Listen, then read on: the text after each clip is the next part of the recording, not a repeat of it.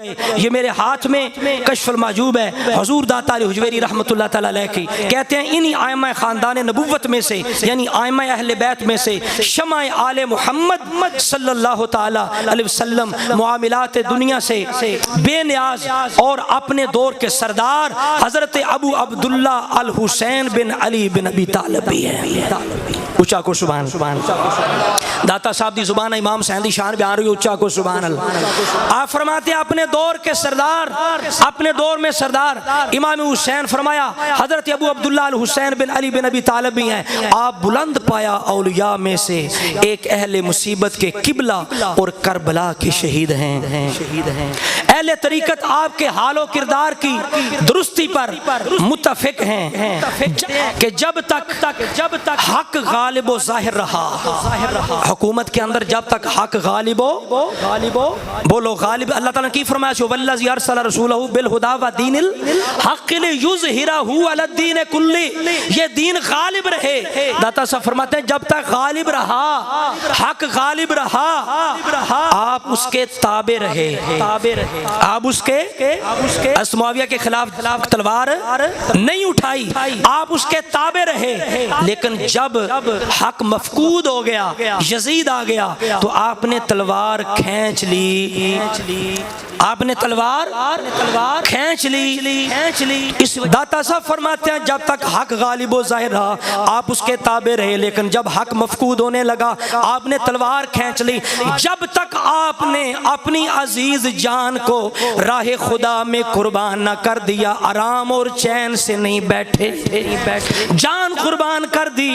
امام حسین نے رسول اللہ کی بہت سی علامات میں موجود تھیں جس کی وجہ سے آپ ممتاز تھے۔ حضرت عمر بن خطاب سے روایت ہے، ایک دن میں حضور کی خدمت میں حاضر ہوا، میں نے دیکھا آپ نے حضرت حسین کو اپنی پشت پہ بٹھایا ہے، خود سواری بنے ہوئے ہیں، ایک رسی ہے جو مصطفیٰ کے منہ میں ہے، یعنی جس طرح باغیں ہوتی ہیں اس طرح اپنے منہ میں رسی ڈالی ہوئی ہے، اور اس کے کنارے امام حسین کے ہاتھ کے اندر ہے، اپنے نانا کی پشت پہ سوار ہیں، اس طرح رسول اللہ چل رہے ہیں۔ آپ کہتے ہیں جب میں نے یہ کیفیت دیکھی تو میں نے کہا اے حسین آپ کا اونٹ کتنا اچھا ہے، آپ کی سواری کتنی اچھی ہے۔ رسول اللہ نے فرمایا نعم الراکب ہوا یا عمر، اے عمر ذرا دیکھنا سوار کتنا پیارا ہے،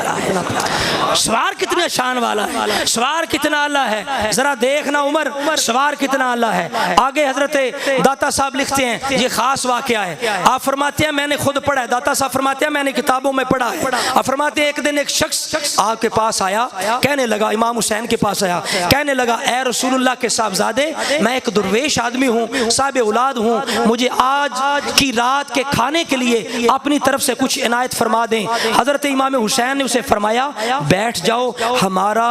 روزینہ ابھی راستے میں ہے، ابھی آ جائے گا۔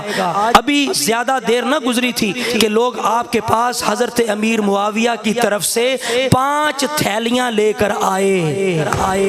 حضرت امیر معاویہ کی طرف سے 5 تھالیاں لے کے آئے، ہر تھیلی میں 1000 دینار تھے۔ لوگوں نے عرض کی، اس بندے نے عرض کی جو لے کے آیا، اس نے عرض کی امیر معاویہ نے آپ سے معذرت چاہی ہے کہ یہ تھوڑا سا ہدیہ ہے، اسے قبول فرما لیں، اور ان قریب میں اس سے بہتر آپ کی خدمت میں پیش کروں گا۔ حضرت حسین اٹھے، اس درویش کی طرف اشارہ کیا، آپ نے اشارہ کیا اپنے خادم سے وہ 5 تھیلیاں اسے عطا فرما دیں اور اس سے معذرت بھی کریں کہ یہ بڑی تھوڑی رقم ہے جو تجھے دے رہے ہیں، اگر ہمیں علم ہوتا کہ اتنی تھوڑی 5 تھیلیاں 1000 دینار کی ہیں، یہ سخاوت ہے امام حسین کی، 5 تھیلیاں 1000 دینار کی عطا کر کے بھی یہ فرماتے ہیں یہ بڑا تھوڑا ہے، اگر ہمیں پتا ہوتا نا کہ اتنی رقم آئے گی تو ہم آپ کو بیٹھنے کی زحمت نہ دیتے۔